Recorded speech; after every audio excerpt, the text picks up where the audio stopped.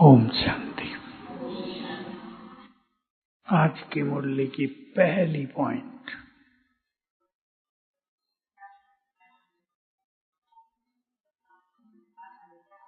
आधी बोल रहे हैं, बोलो पूरी किसको याद है?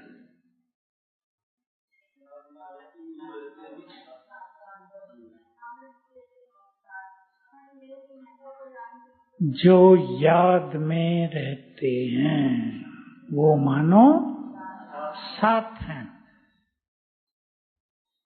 छोटी सी बात नहीं है ये, बहुत सुंदर, दिल को राहत देने वाली। भगवान के साथ है, एक है वो हमारे साथ है, ये है हम उसके साथ हैं। बहुत पहले कभी बाबा ने एक ऐसी और सुंदर बात कही थी, जो बच्चे मुझे बहुत याद करते हैं मैं उन्हें वतन में इमर्ज करके उनसे रूरिहान करता हूँ। हम रूरिहान करें उससे कितना अच्छा होगा, बाबा रूरिहान करें। ये बातें दिल को राहत देने वाली हैं। भगवान हमारा साथी है, गीत था ना।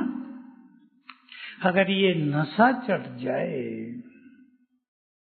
कौन हमारा साथी है? चलो इस नशे में क्या क्या हो जाएगा?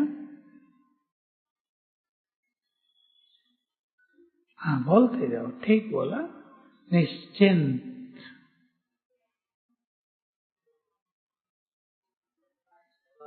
बेफिक्र बादशाह।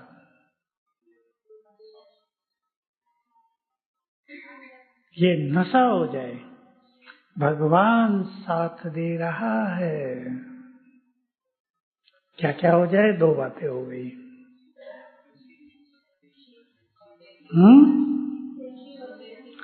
किसी भी तरह का भय समाप्त हो जाएगा। परिवारों की चिंताएं जो माताओं को ज्यादा हैं वो रहेंगे। संकल्प कर लो, जिसकी चिंता स्वयं सर्वशक्तिवान करे, उसे अपनी चिंता करने की भला क्या जरूरत है? चिंतन करेंगे इस बात पे, नहीं तो ये सब बातें भूल ही रहती हैं। क्या सचमुच भगवान साथ दे रहा है? क्या विचार है बहनों का? कौन कौन कहते हैं दे रहा? हाथ उठाओ भाई लोग। दे रहा है, रोज इसे याद कर लिया करो, साथ दे रहा है। और बाबा ने संडे की मुरली में कहा था, पिछला, आज भी संडे, मंडे, पिछले संडे को बाबा आया ही है सहयोग देने के लिए। वो सहयोग न दे ये हो ही नहीं सकता। बहुत बड़ी अच्छी चीज है ये, लेकिन जरूरत इस चीज की है, हम इन मुख्य बातों को चिंतन में लाया करें, हमारी स्मृतियों में रहें। इसलिए ऐसी अच्छी अच्छी बातें लिखकर अपने पास रखनी चाहिए, नहीं तो भूलना तो मनुष्य की नेचुरल नेचर है। रोज सुनते हैं हम, कल बाबा कुछ और अच्छी बात कह देगा तो आज ही भूल जाएगी, फिर और कुछ अच्छी बात कह देगा ये करो तो कल की भूल जाएगी। लेकिन अगर हम इन अच्छी बातों को लिख कर रखेंगे और चिंतन में लाएंगे और फिर प्रैक्टिस में, अनुभव में, तो बहुत कुछ अच्छा होता रहेगा। अब हम बाबा की याद में ज्यादा रहें। कैसे? कामकाज की याद ज्यादा रहती है या बाबा की? सोच के उत्तर देना, ऐसे ही नहीं है। फूल सिंह भाई, कामकाज की ज्यादा रहती है। इसको बाबा कहते हैं कर्म कॉन्शियस हो जाते हैं बच्चे। इंग्लिश का शब्द है कर्म कॉन्शियस, कर्म की याद। मैं बहुतों को पर्सनली भी एक बात सिखाई कि जब मुरली सुनकर जाते हो, सेंटर पर आए, मुरली सुनी, अब घर जा रहे हैं, तो 2-3-4 बातें घर तक जाते हुए याद किया करो। लेकिन अधिकतर का क्या अनुभव था? सेंटर से निकले और ये करना है, ये करना है, जल्दी पहुंचो, ये करना है। कामकाज की याद आने लगी तो बाबा ने जो रस भरा था मुरली से, वो वहीं छूट जाता है पीछे। तो हमें अच्छे से अच्छे याद रहे। क्या किया जाए? करना तो हमें ही है। बिना याद के यानी योग बल के कोई भी माया को नहीं जीत सकते। माया को जबरदस्ती नहीं जीता जाता कि दबा दिया जाए। कि हमने प्रतिज्ञा कर ली है पवित्रता की, कोई हमें उससे हिला नहीं सकता, ये अच्छी बात है। प्रतिज्ञा में भी बल होता है, पर उस प्रतिज्ञा को निभाने के लिए चाहिए योग बल। नहीं तो बहुत आए बाबा के पास, बहुत विदाई ले गए। कारण कुछ भी बता दिया, पर असली कारण है माया से हार, और माया से हार योग की कमी। तो हमें अपने योग के चार्ट को बढ़ाना है। बोलो, थोड़ी विधि निकाल लें आज। योग का चार्ट बढ़ाना है। वो चाहते हैं बढ़ाना? चाहते हैं? मामा की बात भी आज सुनाई गई थी यहाँ। क्या थी मामा? एक गुण बताया था। पवित्रता की तो देवी वो थी जन्म से ही। अंतर्मुखी, बहुत अंतर्मुखता। अंतर्मुखता का अर्थ योग की पहली शर्त होती है अंतर्मुखता। मुख इसको नहीं कहते, ये सारा फेस हमारा मुख है। इसके अंदर बैठी है आत्मा। मनुष्य की भागदौड़ बाहर की ओर है, उसके मन की भागदौड़, उसकी बुद्धि की भागदौड़। वो संसार को देखता है, उसकी इच्छाएं रखता है, उसके कंपटीशन में रहता है, उसका सोच रहता है। उसको आत्मा पर ले आना पहला अंतर्मुखता ये है। बाह्य भागदौड़ को आत्मा की तरफ मोड़ देना। दूसरा, थोड़ा चुप भी रहना। कईयों से चुप रहा नहीं जाता। क्या कहा मैंने? ठीक कहा या गलत बोल दिया? चुप रहा नहीं जाता। एक समय था एक का, जब तक हमारे पास दीदी मनमोहिनी थी। सुना है नाम दीदी? योग की शौकीन, यज्ञ डिसिप्लिन। मंडे, आज का दिन सोमवार और गुरुवार मौन चलता था बहुतों का। दूसरा शब्द भी था मूवी। मूवी माना बहुत धीरे बोलना, कम से कम बोलना। कामकाज में तकलीफ ना हो जाए तो धीरे से बोलना, जो वही सुने जिसको सुनाना है। तो बहुत अच्छा माहौल था। एक अनुभव सुना देता हूँ। दादी ने मुरली सुनाई, शांति स्तंभ पे सुनाई। सबने दादी को रिक्वेस्ट किया 1 मास का मौन रखा जाएगा। 1 मास का। जनवरी में कई बार, 73 की जनवरी तो बहुत पावरफुल बना दी थी बाबा ने। योग की रेस करा दी थी।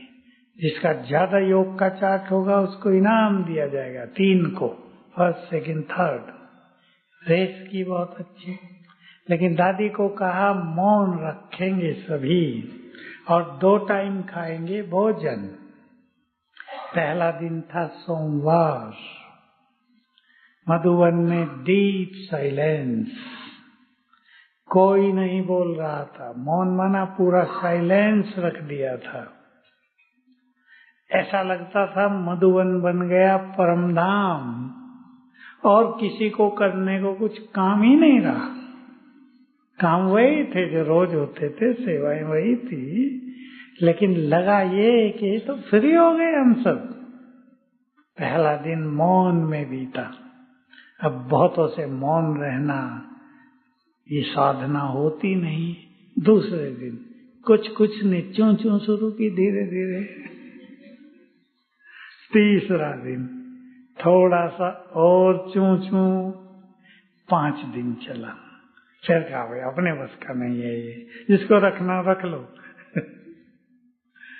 लेकिन अंतर्मुखता योग की पहली सीढ़ी है। बाबा के बारे में तो बहुत कम सुनाया जाता है। वो कहानियां सुनाई जाती हैं मोटी, लेकिन बाबा की तपस्या की कहानी वंडरफुल है, जो न तो सबको पता और अब वो लोप हो गई, लंबा समय हो गया। ये जो बगीचा है बाबा का बहुत सुंदर हुआ करता था। ये हॉल भी आधा बगीचा था, अंगूरों की बेलों से ढका हुआ। बाबा की झोंपड़ी खजूर के पत्तों से बनी हुई, ऐसी नहीं जैसी अब है। बाबा के लास्ट 3 वर्ष मामा के जाने के बाद लंबा समय झोंपड़ी में बीतता था, एकांत। क्योंकि पार्टियां तो बहुत आती नहीं थी। 2 बार पार्टियों का सीजन होता था, एक गर्मी में और एक दिवाली दशहरे पर। 1-2 ग्रुप तब आते थे और 4-5 ग्रुप गर्मी में। फिर गर्मी में पानी कम होने लगा तो वो छूट गया, फिर सर्दी में शुरू हुआ। बाबा की गहन तपस्या के लिए शास्त्रों में दिखाया है। कोई भी व्यक्ति जब ब्रह्मा से मिलने जाता था, वो तो कहते हैं ब्रह्मलोक में ब्रह्मा से मिलने जाता था, तो देखता था वो तपस्या में बैठे हैं। और उन्हीं की तपस्या की यादगार महादेव, उनको आदि योगी कहा जाता है, सबसे बड़े योगी। तो अंतर्मुखता पहला, एकांत बहुत ज्यादा। यज्ञ बहुत साधारण था, साधन कुछ नहीं थे। किसी के पास 2 व्हीलर भी नहीं थे, तब तो होते भी नहीं थे, स्कूटर ही होते थे, वो भी वीआईपी के पास होते थे। कार तो जिसके पास हो गई वो कार वाला हो जाता था, बड़ा आदमी है, बहुत पैसे वाला। यज्ञ में कुछ नहीं था, बैलगाड़ी, 2 बहुत सुंदर बैल गाड़ी, बस स्टैंड से सामान भरा, यहाँ लाते थे, सब पैदल आते थे पिछले गेट से। ये गेट ऐसे नहीं थे जैसे अब है, लकड़ी का सिंपल, नीचे पत्थरी पड़ी हुई, चलेंगे तो एक्यूप्रेशर होता था पैरों का, बहुत अच्छा, बिल्कुल सिंपल।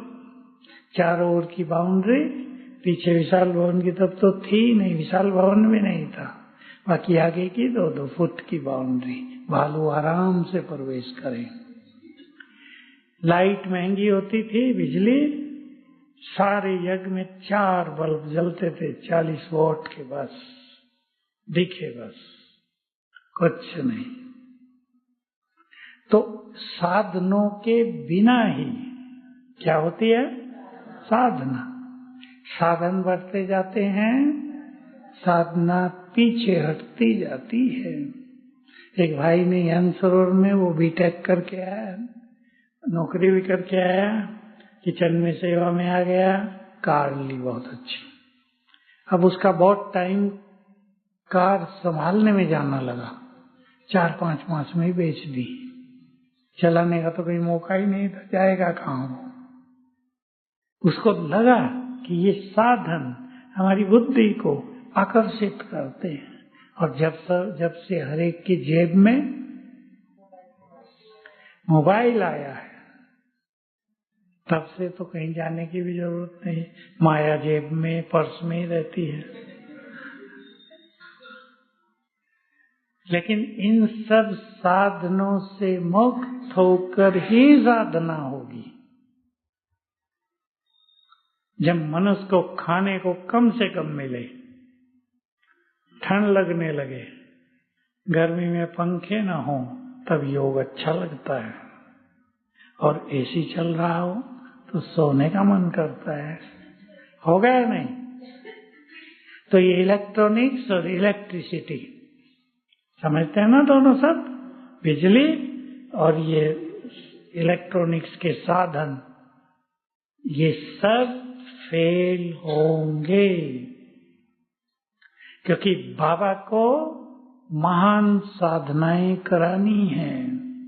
जो आपे ही कर लिया वो आगे होंगे, बाकी को जबरदस्ती कराई जाएगी। बैठो, जैसे कोरोना में हो गया ना, घर से बाहर नहीं जा सकते। जो कहते थे योग का टाइम नहीं मिलता, अब टाइम ही टाइम है, करो खूब, उनसे हुआ ही नहीं, क्योंकि आदत ही नहीं थी। इसलिए अंतर्मुखी होकर कामकाज को भी करते हुए कर्म योगी बनने की प्रैक्टिस करनी ही होगी, ताकि बुद्धि की एकाग्रता हो जाए।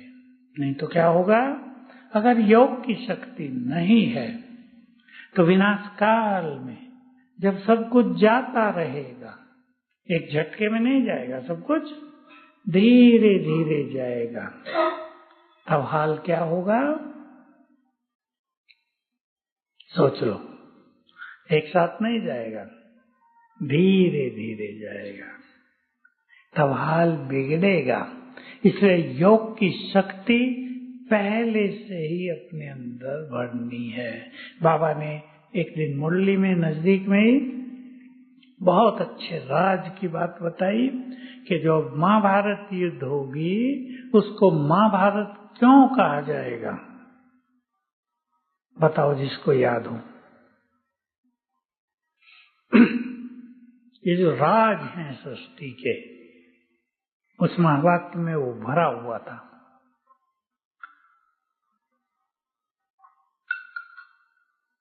राजीव, याद है कुछ? ये बहुत गहरी बातें हैं। मैं भी सोचता था कि इसको महाभारत युद्ध कहा गया है, तो मुझे लगता था कि कहीं ना कहीं शुरुआत भारत से होती होगी, जैसे अभी हो रही है। पर बाबा ने दूसरा उत्तर दिया। भारत में बाबा ने रुद्र यज्ञ रचा है, इस रुद्र यज्ञ से विनाश ज्वाला प्रकट होती है। और कैसे होती है वो? ऐसे नहीं यहां से आग निकलेगी, योग अग्नि, यहां से योग अग्नि प्रज्वलित होती है, जो विनाश की ज्वाला को तेज प्रज्वलित करती है। इसलिए इसको महाभारत कहा गया। आज तो और भी अच्छी बातें थी, भारत ही बचेगा, परलय की बात बाबा कर रहे थे। ध्यान से सुनिए मुरली। अंत में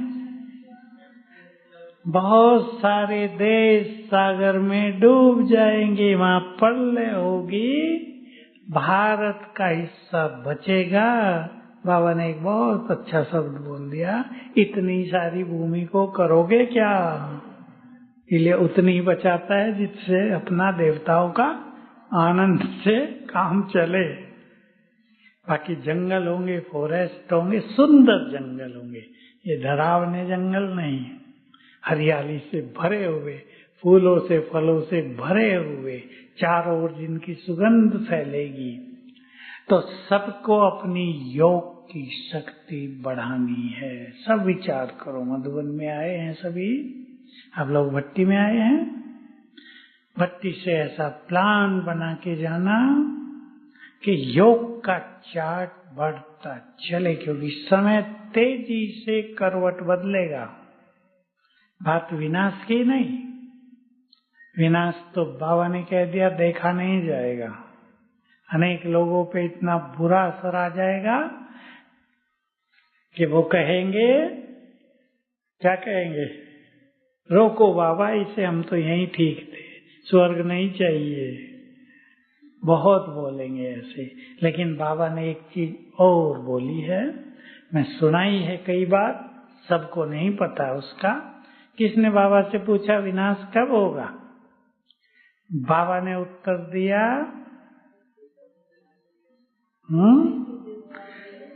जब हरेक इस सृष्टि पे रहने वाली मनुष्य आत्मा भगवान को पुकारेगी कि ये दुनिया रहने लायक नहीं रही है, इसे नष्ट करो, फाइनली नष्ट होगा। और आप देखेंगे विनाश काले विपरीत बुद्धि, जिनको मरना है ना वो वैसे ही काम करेंगे, उछलेंगे बहुत। कहीं आतंकवादी उछलेंगे, अपने पूरे देश को नष्ट कराएंगे, कहीं और कोई उछलेगा, देशों को नष्ट कराएंगे, कुछ निर्णय गलत होंगे, देश नष्ट होंगे। लेकिन उससे बड़ा काम होगा कौन सा? जय जयकार का, जय जयकार। हाहाकार के साथ साथ किसकी होगी? किसकी होगी? पहले होगी बाबा के बच्चों की, अंत में होगी बाबा की। बाबा ने राज खोल दिया था। बाबा की प्रत्यक्षता होना माना, सभी कहेंगे ना मेरा बाबा, ये लास्ट सीन होगा। भगवान को मेरा कहेंगे तो उन्हें मुक्ति का वरदान मिल जाएगा, समाप्ति हो जाएगी। लेकिन उससे पहले किन आत्माओं की प्रत्यक्षता होगी? बाबा ये भी कहा करते हैं, रिजल्ट आउट होगी। 2 लाइनें होंगी, एक प्राप्ति करने वालों की, दूसरे पश्चाताप करने वालों की। पश्चाताप में वो भी होंगे जो बाबा को छोड़ के चले गए हैं। उन्हें लगेगा कि खजाने पर आए थे, खाली रह गए। किन आत्माओं की जय जयकार होगी? आत्माओं की जय जयकार मानो बाबा को एक तरफ ले जाएंगे ना सबको। किनकी होगी? बोलो, गुइये बात है, बोलो।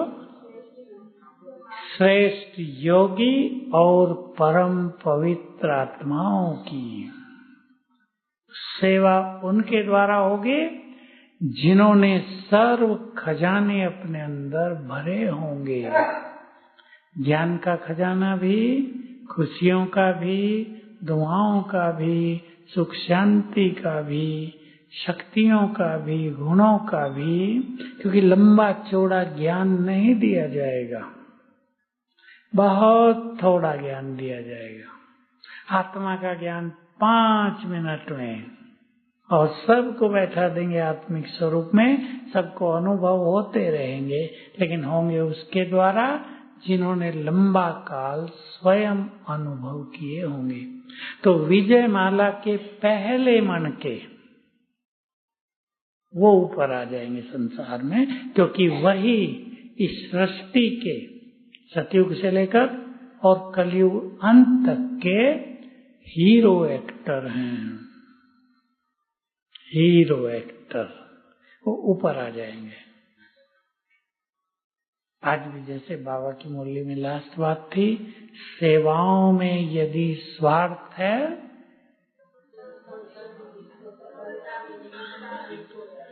तो सफलता में भी मिक्स हो जाएगा। कभी होगी कभी नहीं होगी, क्योंकि हमने सेवाओं में स्वार्थ को मिक्स कर लिया, निष्काम भाव से सेवा नहीं की। तो जो रियल योगी बन जाएंगे, मैंपन से मुक्त, संपूर्ण समर्पित। समर्पित होने का लक्ष्य नहीं कि यहाँ गए छोड़ छाड़ के सेवा में लग गए, वो समर्पण का पहला कदम है। मन बुद्धि समर्पण, सब कुछ तेरा, ममत्व समाप्त, ऐसी आत्माओं के द्वारा बड़ी सेवा होगी। और जो मेरा मेरा करते रहेंगे और साथ में तेरा भी करेंगे, ये तेरा ये मेरा, उनका हाल क्या होगा? वो चक्रव्यूह में फंस जाएंगे। तो जो मुख्य विजयी रतन है, योग योग, परम पवित्र, धारणा स्वरूप, सेवाओं में किसी भी मैं और स्वार्थ से मुक्त, चारों सब्जेक्ट में परिपूर्ण। वो कोई बाबा नंबर नहीं लिख के देगा, वो स्वयं सबको पुरुषार्थ करके उस स्थिति को पाना है, चारों सब्जेक्ट में पूर्ण। योग ऐसा कि ये अनुभूति होती रहेगी बाबा साथ है, बाबा कहा और बाबा दिखने लगा, बाबा कहा और बाबा आ गए। लंबे काल का अभ्यास। तो अंतर्मुखी होकर सभी को अपना अपना प्रोग्राम बनाना चाहिए। हमारा योग अच्छे से अच्छा कैसे हो सकता है, अपनी दिनचर्या में कहाँ कहाँ अच्छा योग किया जा सकता है। बैठ के भी करना चाहिए, कर्म में भी करना चाहिए, सवेरे भी करना चाहिए, शाम को भी करना। शाम का टाइम भी अमृत वेले जैसा होता है, चित्त शांत होगा। आप एक दिन करके देखो, अगर सारा दिन अंतर्मुखी रहा जाए, कर लेना जो भट्टी में भी आएंगे, सारा दिन अगर अंतर्मुखता में व्यतीत किया जाए, बीच बीच में अच्छे अभ्यास किया जाए, तो शाम का योग अति आकर्षक होगा, खींचने लगेगा। जब यज्ञ छोटा था तो इतनी भीड़ तो होती नहीं थी, बाबा का रूम भी खाली रहता था। 4 धाम की चर्चा नहीं की थी बाबा ने, ये तो बहुत पीछे की है, अभी कुछ साल पहले। शांति स्तंभ तो पूरा ही खाली रहता था और हाल में तो कोई बैठता ही नहीं था, झोपड़ी में भी कोई खास बैठक नहीं होती थी, लेकिन चारों स्थान बहुत एकांत के होते थे। जो योग के शौकीन होते थे, हमारे साथ तो होते ही थे 5-7 लोग, तो बैठ के भी अच्छा योग करते थे। इसलिए बैठना भी चाहिए, लिंक बना रहे, एकाग्रता बनी रहे, व्यर्थ न चले। इसके लिए बीच बीच में चाहे 10 ही मिनट बैठा जाए। आप अपने घरों में भी ऐसा प्लान बनाएं। ये नहीं खाली हो गए तो टीवी खोल दी, ये आदत हो गई है मनुष्य को आजकल। खाली हो गए तो व्हाट्सएप यूट्यूब देखने लगे। थोड़ा सा टाइम निकालकर एक अच्छी प्लानिंग करना यहाँ से। दूसरी इम्पोर्टेंट चीज है ज्ञान का बल, जो हमें अनेक तरह के व्यर्थ से बचाएगा, क्योंकि व्यर्थ का भी संसार में सागर लहरा रहा है। कलयुग का अंत आया है और व्यर्थ की कोई कमी नहीं। बाबा के शब्दों में, कोई नोट करते हो आप में से, बच्चे संसार में काम की आग लगी हुई है, इसके गंदे वाइब्रेशंस चारों ओर फैले हुए हैं, जो कमजोर आत्माओं पर अपना असर डालते हैं। इसलिए अच्छे स्वमान की सीट पे सेट रहना, ज्ञान के बल को इमर्ज रखना, यानी ज्ञान की अच्छी पॉइंट्स को इमर्ज रखना बहुत जरूरी है। एक और बात इसमें जरूरी है, सभी अपने से बातें करेंगे और अपना चिंतन खुद करेंगे इस संगम युग पर, जबकि बाबा हमें सब कुछ देने आया है। पता है सभी को, सब कुछ देने आया है। बाबा के महावाक्य, मैं तुम्हें अपना सब कुछ देकर खाली होकर वतन में जाकर विश्राम करता हूँ। सबको चिंतन करना है, बाबा सब कुछ देने आया है, मुझे उससे क्या क्या लेना है।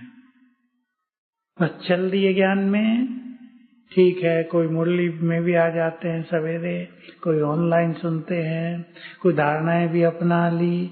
ये बहुत हल्की आत्माओं के लक्षण हैं। भगवान सब कुछ देने आया है, तो मुझे क्या क्या लेना है?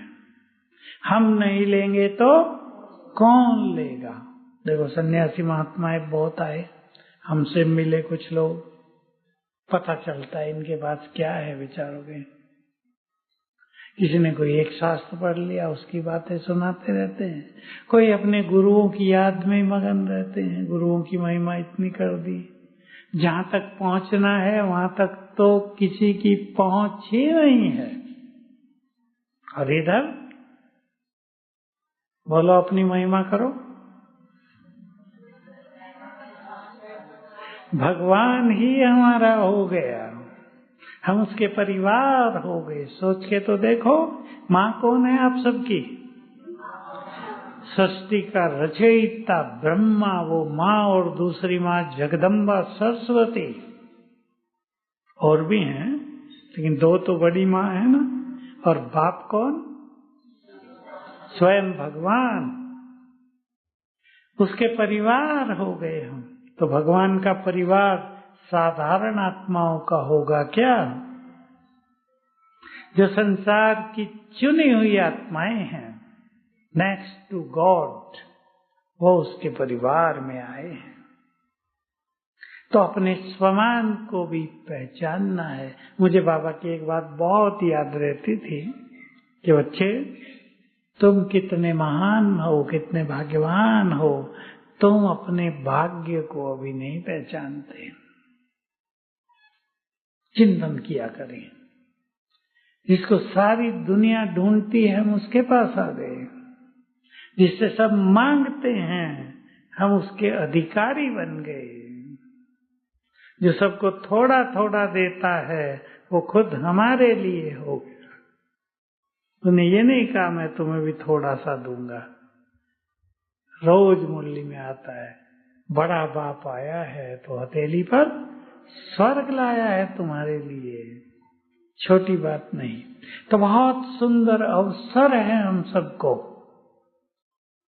साकार में बाबा ने एक बार कहा, मुझे वो बात बहुत, क्या कहूं, कैसी लगी, आप सोच लेना कैसी लगेगी आपको।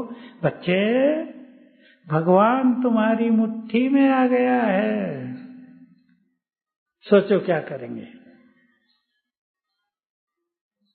मुट्ठी में, कितनी बड़ी बात कह दी। यानी बाबा हमारे लिए है, सब कुछ हमारे लिए। हमें बनाना चाहता है, कुछ संसार में चमकाना चाहता है, हमारे भाग्य को बहुत ऊंचा उठाना चाहता है। उसकी इच्छा है मेरे ये बच्चे अगले 84 जन्म भरपूर रहें। माताओं की भी इच्छा होती है मेरे बच्चे ऐसे रहें, रहती है या नहीं? तो भगवान की इच्छा कितनी जबरदस्त रहती होगी, मेरे बच्चे द्वापर युग से भी भरपूर रहें, इन्हें कोई कमी न पड़े, इतना इन्हें देकर जाऊं। सोचो ये कितना बड़ा भाग्य है। ये चिंतन, स्वमान और ईश्वरीय नशा मनुष्य की स्थिति को बहुत महान बना देता है। दोनों पे ध्यान देंगे। स्वमान, मैं कौन, ये बाबा की कल की मुरली में था, मैं और मेरा, जिस पे बहुत ज्यादा मुरलियां चलती हैं। मैं आए तो मैं आत्मा, और फिर मैं कौन सी आत्मा हूं, और मेरा आए तो मेरा बाबा। प्रैक्टिस करना।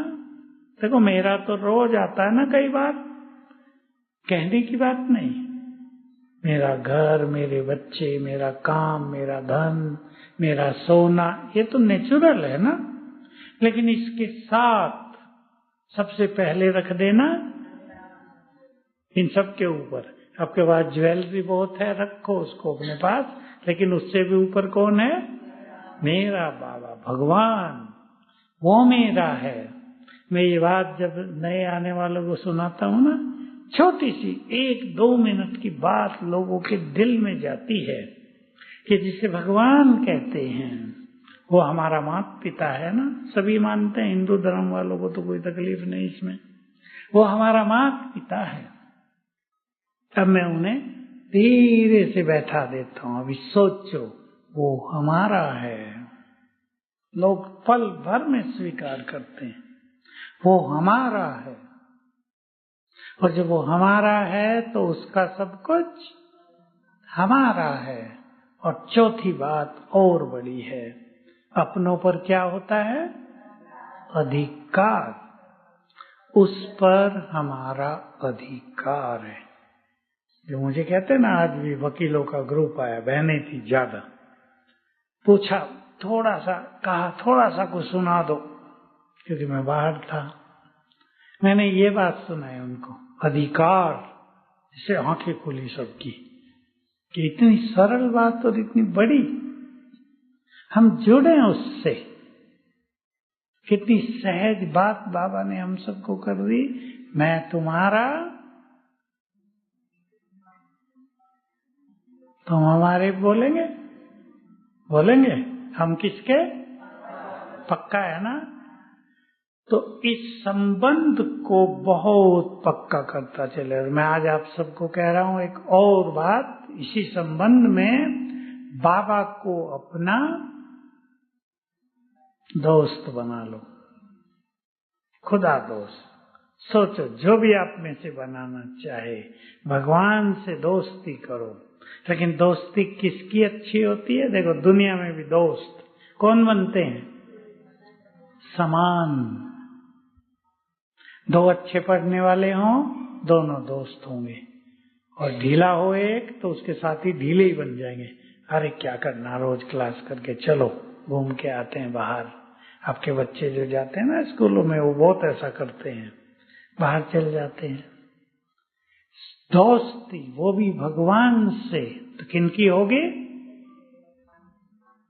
सोच लो अच्छी तरह। दोस्ती की परिभाषा दी है किसी ने, दो सच्चे दिलों का मिलन ही सच्ची दोस्ती है। यहाँ सच्चे दिलों का मिलन है, दो पवित्र दिलों का मिलन, जिसके बाद जितनी अच्छी पवित्रता है, बाबा से उतनी ही अच्छी प्रगाढ़ दोस्ती हो सकती है। और भगवान से दोस्ती हो जाए तो जीवन की यात्रा का आनंद ही कुछ और होगा। कुछ भी बोझ उठाना नहीं पड़ेगा, सुनवाई होगी हर बात की। जो आप कहेंगे सुना जाएगा, उधर से उत्तर आएगा बहुत सुंदर। जोड़ेंगे नाता भाई लोग, जोड़ेंगे खुदा दोस्त। लेकिन दो सच्चे दिलों का मिलन ही सच्ची दोस्ती होती है। आजकल दुनिया में आप देखते हैं, भाइयों को बहुत अनुभव होंगे, बहनों को भी होंगे। दो बहनें बहुत अच्छी सखी, एक ने बड़े प्यार से कहा अपना क्रेडिट कार्ड मुझे दे दो बहन जी कुछ दिनों के लिए। क्रेडिट, वो बड़ी भोली, क्रेडिट कार्ड उसे दे दिया, सारे पैसे कुछ ही दिनों में खत्म। अब वो कहती है, उसको फोन करती है, फोन उठाती नहीं। मैंने कहा 1 लाख थे उसके पास सेवा में। मैंने कहा तुमने 1 लाख दे के दुश्मनी पैदा कर ली। तो ऐसी दोस्ती चलती है दुनिया में। यही कारण हुआ है कि दोस्ती कायम नहीं रही कलयुग में, क्योंकि सब दोस्त धोखेबाज हो गए, स्वार्थ पे आधारित हो गया। पैसा पैसा पैसा ही सब कुछ रह गया, बाकी मित्रता का और कोई अर्थ नहीं रहा। इसलिए मैं सबको कहता हूँ, मित्र बनाओ, लेकिन पैसे के मामले में थोड़ा सावधान रहो। और ये सोच लो, जिसको आप दे रहे हैं वो वापस नहीं देगा। अगर इतनी ताकत हो तो देना। अपनों की बात कर रहा हूँ, दूसरों को तो कोई क्या देगा। एक बहन ने, बहुत साहूकार हैं वो, अपने भाई को 50 लाख दे दिए, पति के बिना पूछे ही। भाई को, उसको जरूरत थी, अब इनके पास बहुत है, दे दिए। अब ये कहा, उसने कहा था लौटा दूंगा 6 मास में। 8 मास बीत गए, उसको कहा भाई पैसे तो लौटा दो। कौन से पैसे? भाई बहनों के पैसे। भारतीय कल्चर क्या कहती है? बहनों को तो दिया जाता है। अब उसको बेचारी को अपने पति को बताना पड़ा कि मेरे से गलती हो गई, मैंने दे दी। उसने कहा कोई बात नहीं, दे दिए ना, छोड़ो, पूरा हो गया, समझो दान कर दिए। पैसा बहुत था, वो भी थोड़ा खुले दिल वाला था, घर में किसी बात के कारण टेंशन नहीं पैदा करना चाहता था। तो देखो ऐसी दोस्ती चलती नहीं, इसलिए दोस्तों पे विश्वास नहीं रहा कलयुग के अंत में। नहीं तो भारत की दोस्ती से तो इतिहास लिखा गया है कई जगह।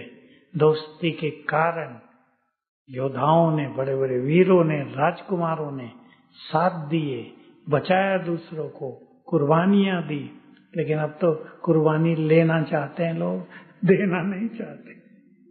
इसलिए भगवान से दोस्ती जो अमर रहेगी। और सबको ख्याल रहे, जो स्थिति हम अब बनाएंगे उसका प्रभाव द्वापर युग से भी चलता रहेगा। केवल हम 2 युग की प्रारब्धि नहीं बना रहे हैं, पूरे कल्प की प्रारब्ध बना रहे हैं। आपने यहाँ दाता के संस्कार भर लिए, द्वापर युग से भी दाता ही रहेंगे। और जो दाता होते हैं वो माताएं, बोलो, माताएं ज्यादा देती हैं, वो भरपूर रहते हैं। हमारे भारत के इतिहास में एक अंतिम सम्राट और हुए पृथ्वीराज के अलावा, उज्जैन के सम्राट हर्षवर्धन। जो इन्होंने इतिहास थोड़ा बहुत पढ़ा वो जानते होंगे, ये सब उज्जैन के थे। विक्रमादित्य भी उज्जैन का राजा था। उज्जैन कोई उज्जैन नगरी नहीं, बहुत बड़ा स्टेट होता था। 5 भाग ही होते थे भारत के केवल। उज्जैन जिसमें सारा गुजरात और लंबा चौड़ा इलाका आता था, उसने नियम बना दिया था। देखो भारत के उन महात्माओं की ये कहानियां हैं, और वो महात्माएं यही हैं किसके पास? बाबा के ही पास हैं। 5 साल में जो कुछ भी उसके खजाने में आएगा वो सब कुछ दान कर देगा। हर 5 साल में वो लगा देता था, दान खुलेआम चलता था, जिसको चाहिए ले जाओ। तो दाता बनेंगे तो द्वापुर से भी ये संस्कार काम करेंगे, संतुष्ट रहेंगे, द्वापुर से भी संतुष्ट रहेंगे, निर्भय रहेंगे, द्वापुर से भी निर्भय रहेंगे। तो प्लान बनाना अच्छा योगी बनने का। ओम शांति।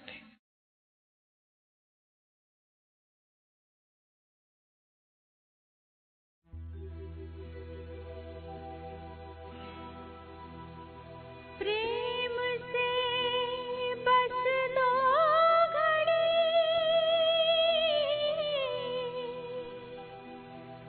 प्रभु का ध्यान कीजिए, प्रभु का ध्यान